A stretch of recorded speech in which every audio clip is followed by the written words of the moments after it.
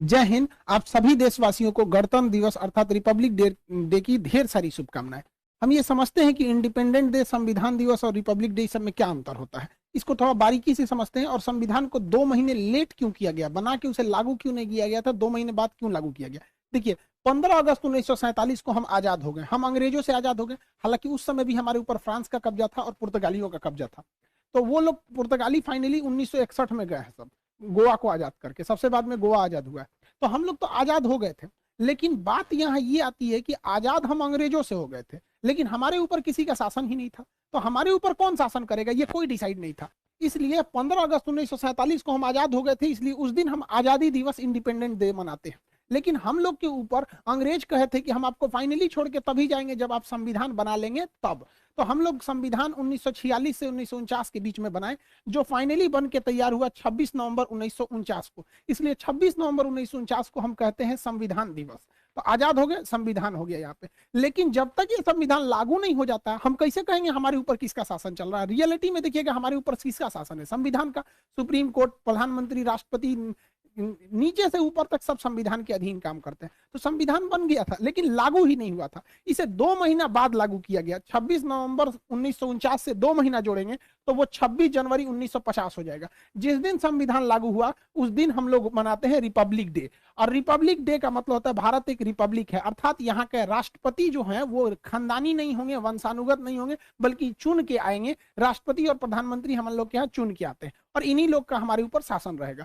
इस वजह से जिस दिन हम आजाद हुए उस दिन को हम 15 अगस्त यानी स्वतंत्रता दिवस, इंडिपेंडेंट मनाते हैं। संविधान जिस दिन बनकर तैयार हुआ था कि उसको मनाते हैं 26 नवंबर को संविधान दिवस। लेकिन जिस समय हमारे ऊपर उस संविधान को लागू कर दिया गया, हम लोगों को संविधान के अधीन किया गया, उस दिन को हम मनाते हैं 26 जनवरी के रूप में, रिपब्लिक डे के दिन। यह हम टोटल मैटर ये समझिए कि इसे 2 महीना लेट क्यों किया गया था, ये समझना है। तो अब हम इतिहास में चलते हैं, क्यों इतना लेट हुआ था। एक्चुअली जब द्वितीय विश्व युद्ध चल रहा था तो उस समय इंग्लैंड को बहुत ज्यादा क्षति हुई थी। जर्मनी ने धो दिया था, लंदन पर 15 दिन 15 रात बिना रुके बम गिराया था। तो इंग्लैंड की जनता जो थी युद्ध से पूरी तरह त्रस्त थी। वहां कंजर्वेटिव पार्टी की सरकार थी, विंस्टन चर्चिल प्रधानमंत्री थे। उसी समय विपक्ष में जो थे लेबर पार्टी की थी, जिसके नेता थे क्लीमेंट एटली। तो क्लीमेंट एटली ने कहा था कि अगर हमारी सरकार आएगी तो हम भारत को स्वतंत्र कर देंगे। तो भारतीयों ने भी उनका समर्थन किया था और क्लीमेंट एटली की जब सरकार बनी तो वो भारतीयों को स्वतंत्र करने के पक्ष में आ गए। उन्होंने अपने 3 कैबिनेट मंत्री, आप देखते होंगे भारत में भी कैबिनेट मंत्री होते हैं, जैसे रक्षा क्षेत्र के कैबिनेट मंत्री राजनाथ सिंह है, विदेश मंत्रालय के कैबिनेट मंत्री एस जयशंकर साहब है। तो अलग अलग कैबिनेट मंत्री होते हैं। तो उन्होंने अपने 3 कैबिनेट मंत्रियों को भारत भेजा, जिसको 1946 में वो भारत आए थे, जिस वजह से इसे कहा गया कैबिनेट मिशन। अब ये कैबिनेट मिशन जो था, इसमें 3 सदस्य थे। एक का नाम था क्रिप्स, अलेक्जेंडर और लॉरेंस। ये ट्रिक याद रखिएगा, एग्जाम में पूछता है। क्रिप्स, अलेक्जेंडर और लॉरेंस, ये 3 सदस्य थे। इसका लीडर कौन था, तो इसका भी ट्रिक है। एल से होता है लीडर, एल से हो जाएगा पैंथिक लॉरेंस। तो लॉरेंस ही इसका लीडर था। एग्जाम प्रोस्पेक्टिव से इसे याद रखिएगा, डेट और किसमें कितने सदस्य थे। ये 3 लोग हैं, इन्होंने भारत को 3 बड़े काम करने को दिए। पहला, इन्होंने कहा कि आप अंतरिम सरकार बना लीजिए और अगले 5 सालों तक आप सीखिए कि सरकार कैसे चलाया जाता है। इसलिए आप देखिएगा हमारे यहाँ चुनाव, आजाद हो गए थे हम लोग 1947 में है, लेकिन हमारे यहाँ प्रधानमंत्री का चुनाव हुआ 1951 में, बने प्रधानमंत्री 52 में। यानी ये 5 साल जो सरकार चली थी वो अंतरिम सरकार चली थी, हम लोग की ओरिजिनल सरकार नहीं थी। ये अलग टॉपिक है, इसको हम आपको एप्लीकेशन के क्लास में पूरा समझा दिए। मेन आते हैं संविधान पे। इसी कैबिनेट मिशन में इन लोगों ने कहा कि आप लोग अपना एक संविधान बना लीजिए, जब तक संविधान पूरी तरह से लागू नहीं हो जाता हम आप लोग की देखरेख करेंगे, जैसे लागू हो जाएगा हम चले जाएंगे। तो संविधान बनने की प्रक्रिया चालू हुई कैबिनेट मिशन के आधार पर। यहाँ पर 1946 से बने। अब ये संविधान कौन बनाएगा, तो इसके लिए इनडायरेक्ट इलेक्शन कराया गया, अप्रत्यक्ष निर्वाचन कराया गया। और जो लोग चुन के आए थे उसे संसद के सेंट्रल हॉल में रखा गया। आज भी संविधान में आज भी भारतीय संसद में कोई परंपरा होती है, कोई शपथ ग्रहण लेता है या कोई विदेशी मेहमान आता है तो सेंट्रल हॉल में ही उसे बैठाया जाता है। तो सेंट्रल हॉल में बैठ के संविधान को लिखा गया था। संविधान सभा में जो इलेक्शन हुए थे, ये एग्जाम में अक्सर क्वेश्चन पूछता है, ये चुनाव अप्रत्यक्ष रूप से किया गया था। इसमें जब संविधान सभा में चुनाव चल रहा था तो 1946 में संविधान सभा का जो गठन किया गया, उस समय 389 सदस्य थे, क्योंकि उस समय अखंड भारत था, ना बांग्लादेश टूटा हुआ था, यानी पूर्वी पाकिस्तान भी नहीं था और पश्चिमी पाकिस्तान भी नहीं था। टोटल 389 लोग मिलकर संविधान को बना रहे थे। लेकिन अगले ही वर्ष संविधान भारत का विभाजन हो गया, तो जो लोग पंजाब पाकिस्तान से चुन के आए थे वो यहाँ से चले गए वहां पर, जिसमें सबसे प्रमुख आप लियाकत अली का नाम सुनेंगे। लियाकत अली भारत से मतलब वित्त मंत्री थे, बाद में जाकर उधर पाकिस्तान चले गए। 1947 में जब देश का विभाजन हुआ तो 1947 में देश का विभाजन के बाद केवल 299 सदस्य ही बच गए, ये याद रखिएगा। और यही लोग मिलकर पूरे संविधान को आगे बताते गए। 47 में लिखा गया, कुछ 48 में, 49 में।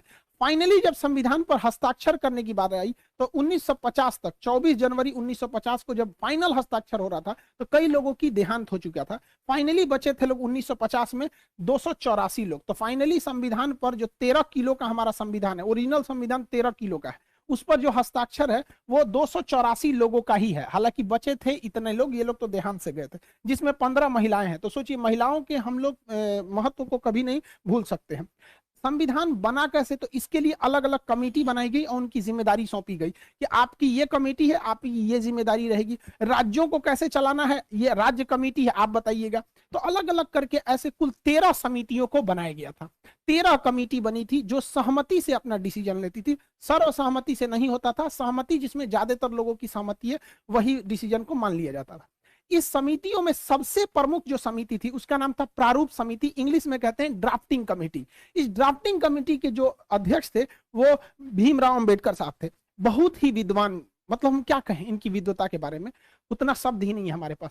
इन्होंने पूरे कमेटियों में आपस में कोऑर्डिनेशन बनाया, कहां क्या गलत है क्या सही है उसको सुधार कराया। तो भीमराव अंबेडकर 13 समितियों में जो सबसे प्रमुख समिति थी प्रारूप यानी ड्राफ्टिंग समिति, उसके चेयरमैन थे, जिस वजह से इन्हें फादर ऑफ इंडियन कॉन्स्टिट्यूशन के नाम से भी जाना जाता है। इसके अस्थायी सदस्य भले 2 दिन के लिए सच्चिदानंद सिन्हा थे, लेकिन अस्थायी रूप से राजेंद्र प्रसाद संविधान सभा के अध्यक्ष थे। इन्हीं के देखरेख में संविधान सभा अध्यक्षता करते थे। आप बैठिए, आप अपना डिसीजन सुनाइए, इस तरह से। और संविधान सभा के जो सलाहकार थे वो बी.एन. राव थे। बी.एन. राव बहुत ही विद्वान थे। इन्होंने विदेशी संविधानों का अध्ययन करके जहां से भारत में अच्छा लगा उन्हें समावेशित किया। इनकी विद्वता से को आप ऐसे ही अंदाजा लगा सकते हैं कि इन्होंने म्यांमार के संविधान बनने में भी मदद किया था बी.एन. राव ने।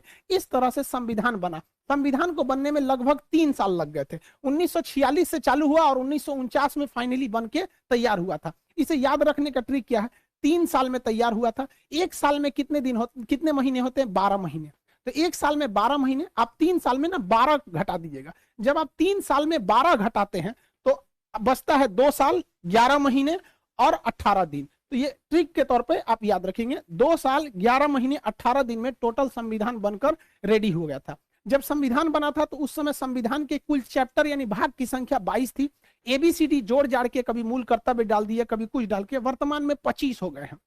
जो अनुच्छेद यानी आर्टिकल थे वो 395 ही ओरिजिनली हैं। एबीसीडी उसका जोड़ के 448 हो गया। ये आगे बढ़ते ही जाएगा यहाँ पर, लेकिन संख्या नहीं बढ़ेगी, एबीसीडी ही करके जोड़ा जाता है।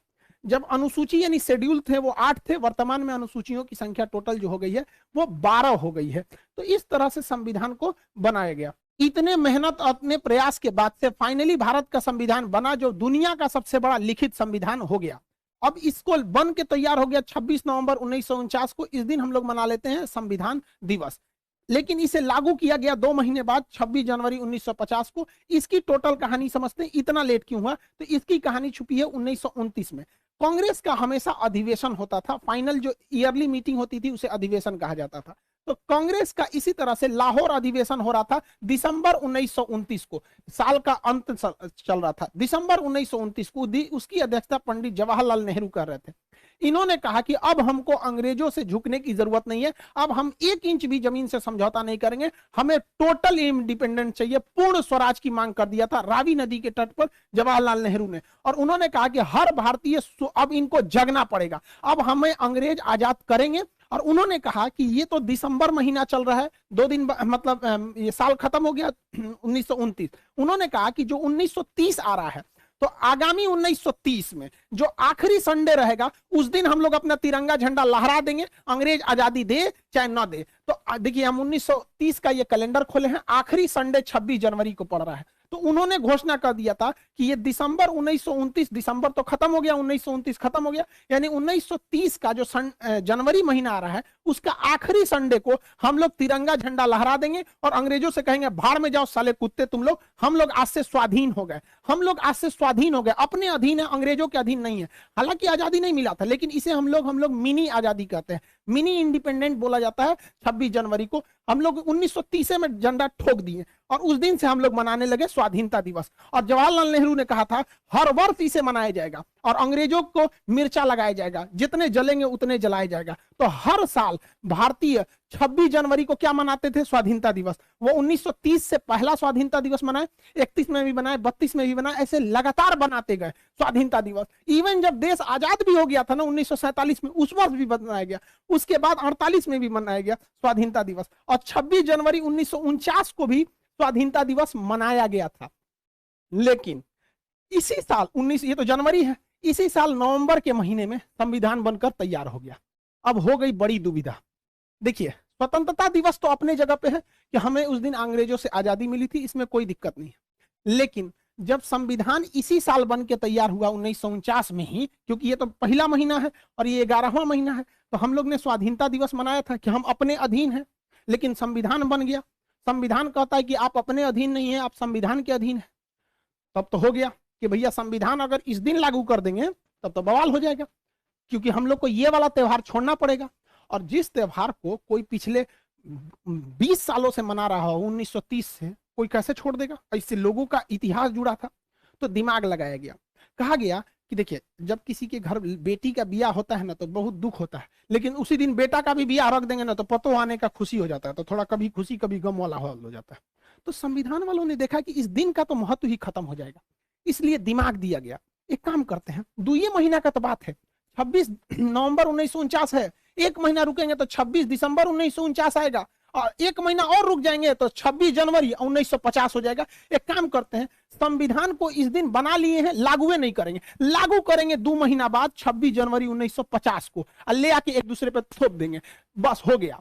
यहां जो स्वाधीनता दिवस मना रहे थे उसके ऊपर चढ़ गया संविधान, और संविधान कह रहा है कि भारत एक लोकतंत्र रहेगा, ये रिपब्लिक रहेगा, यहाँ के राष्ट्रपति का इलेक्शन होगा, कोई वंशानुगत नहीं रहेगा यहाँ पर।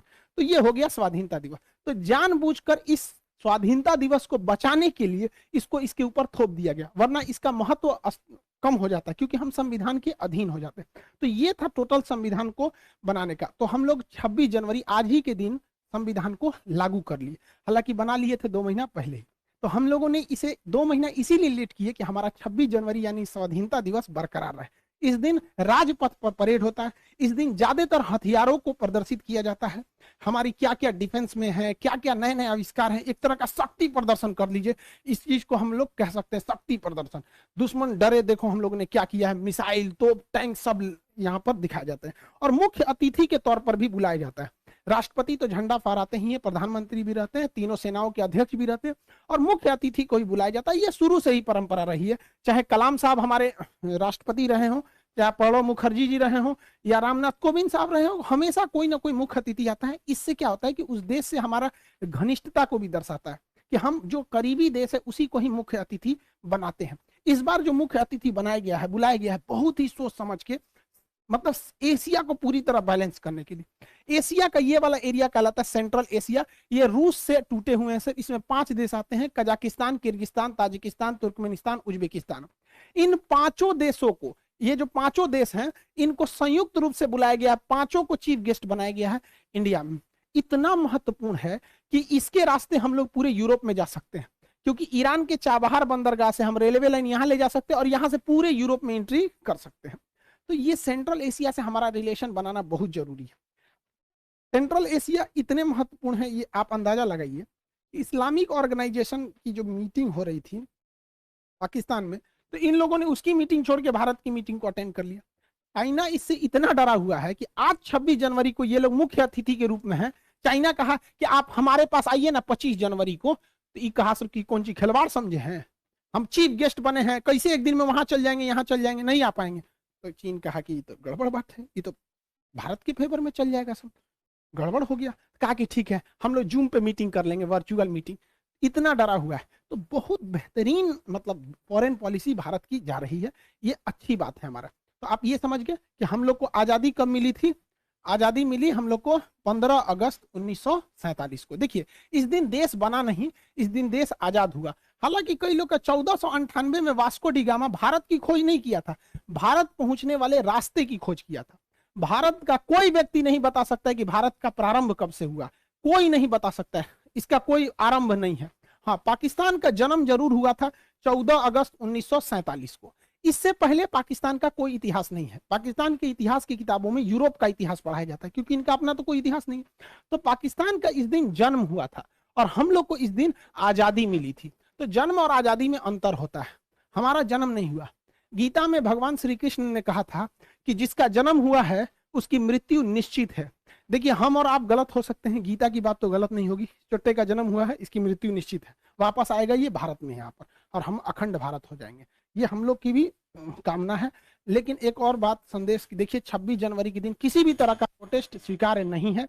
आरा के लड़के, जहानाबाद के लड़के, आप जो प्रोटेस्ट कर रहे हैं 26 जनवरी को, इसको आप लोग को नहीं करना है। जयपुर के भी लोगों से हमारी बात हुई, उन लोग को भी हम समझा रहे हैं भाई 26 जनवरी आज राष्ट्र को समर्पित होना चाहिए, आज कहीं भी प्रोटेस्ट नहीं होना चाहिए। और ये प्रोटेस्ट पूरी तरह से लीडरलेस है। आप पटना के डीएम साहब का भी स्टेटमेंट सुनिए, ये स्टूडेंट से मिलने गए थे वहां,